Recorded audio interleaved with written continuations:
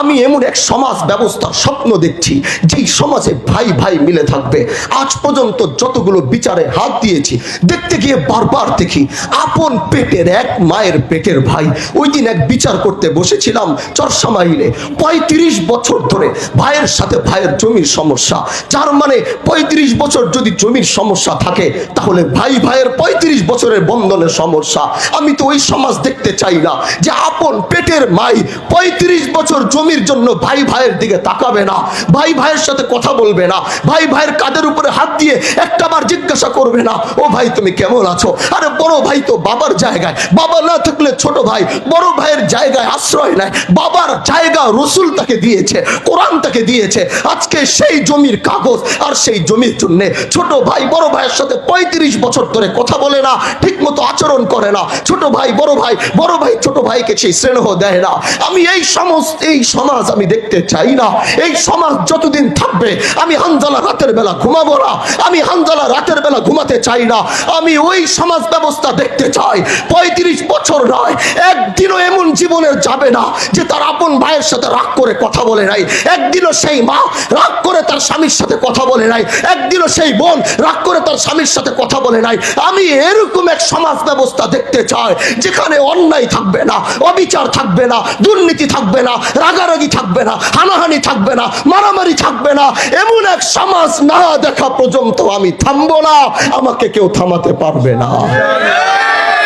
ও ভাই, আমি আপনাদের কাছে একটা অনুরোধ শুধু করব, আগামীর বাংলাদেশে, আগামীর শিবচরে আমার হাতে গোটা বাংলাদেশ নাই।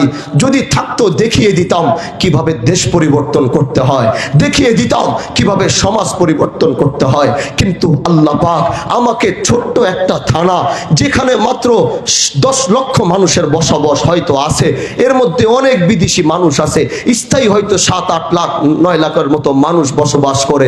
আমি এই 9 লাখের পরিবার, এই 10 লাখের সমাজটা আমি একটু পরিবর্তন করতে চাই। 64টা জেলার মানুষ, থানার মানুষ নয়, 64 জেলার মানুষ, তারা গাড়ি ভাড়া করে, তারা হেলিকপ্টার নিয়ে, তারা বিভিন্ন জায়গা থেকে শিবচরে শুধু একটা কারণে আসবে যে এই শিবচরটা এত পরিবর্তন হলো কিভাবে, এটার সমাজ এত পরিবর্তন হলো কিভাবে, শুধু এই জিনিসটা দেখার জন্য বাংলার 18 কোটি মানুষ এই শিবচরে আসবে, এটাই আমি স্বপ্ন দেখি।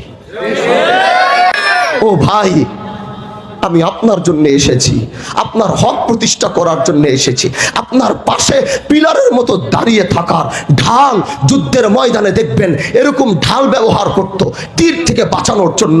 সেই তীর যেন মাথায় না লাগে, পায়ে না লাগে, বুকের ভিতরে নিশানা করে এখানে লাগানো হইতো। মানুষের হার্ট তো এখানে, নিশানা করে এখানে লাগাতো, কারণ তীর এখানে লাগলে মানুষকে বাঁচানো যেত না, পায়ে লাগলে বেঁচে যেত।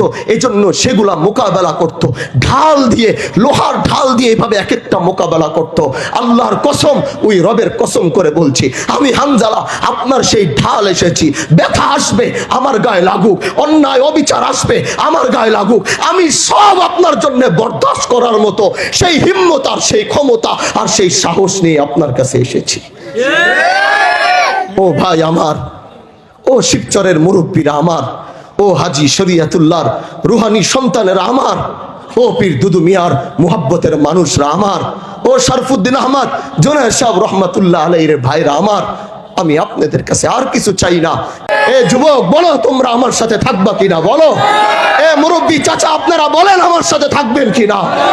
তাহলে বুঝিয়ে দিতে হবে, আগামীতে ভালো মানুষ চাই, আগামীতে কোনো ক্যাডার চাই না, কোনো বড় শিল্পপতি চাই না। কোটি কোটি টাকার যে মালিক, সে পকেটের টাকা দিয়ে আপনার ঘর ঠিক করে দিবে না, সে পকেটের টাকা দিয়ে আপনার মসজিদ বানিয়ে দিবে না, সে পকেটের টাকা দিয়ে আপনার স্কুল বানিয়ে দিবে না, সে পকেটের টাকা দিয়ে আলিয়া মাদ্রাসা বানিয়ে দিবে না, সে পকেটের টাকা দিয়ে আপনার বাজার বেঁধে দিবে না।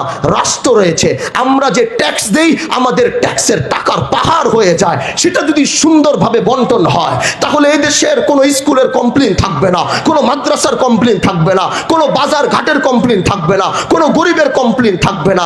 ভাতা, যে ভাতা পাওয়ার যোগ্য সে ভাতা পাবে। আমরা বিগত দিনে দেখেছি যে ভাতা পাওয়ার যোগ্য না, তার নাম এই চেয়ারম্যানের সাথে ভালো সম্পর্ক, মেম্বারের সাথে ভালো সম্পর্ক, হাত আছে পাও আছে, চলতে পারে কথা বলতে পারে, অথচ যার হাত নাই যার পা নাই সে সেটা পাওয়ার যোগ্য ছিল। চেয়ারম্যানের সাথে ভালো সম্পর্ক থাকার কারণে যে সুস্থ কামাই করতে পারে সেই মানুষ ওই গরিবের হক মেরে প্রতি সপ্তাহে মাসে গিয়ে ইউনিয়ন পরিষদ থেকে টাকা নিয়ে আসে। আমরা চাই ন্যায্য অধিকার, যে যেটা পাওয়ার যোগ্য সে সেটাই পাবে, যে যেটা পাওয়ার প্রাপ্য। রাষ্ট্র যাকে যে বরাদ্দ দিবে সেই বরাদ্দ তার কাছে পুঙ্খানো। আমার টাকা পকেটের টাকা দিয়ে কেউ করবে না, পকেটের ব্যবসা করে আপনার পিছনে খরচ করবে এরকম করবে না। রাষ্ট্রের কাছে টাকা রয়েছে, আমার ট্যাক্সের টাকা রাষ্ট্র জমিয়ে দেশের উন্নয়নে আমাকে দিবে।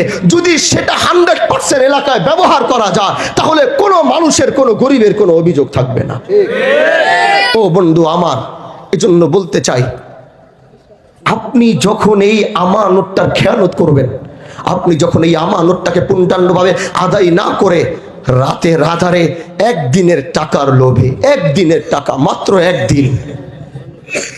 একদিনের টাকা, সে আপনাকে কি দিবে আমাকে বলেন? কে দিবে আপনাকে?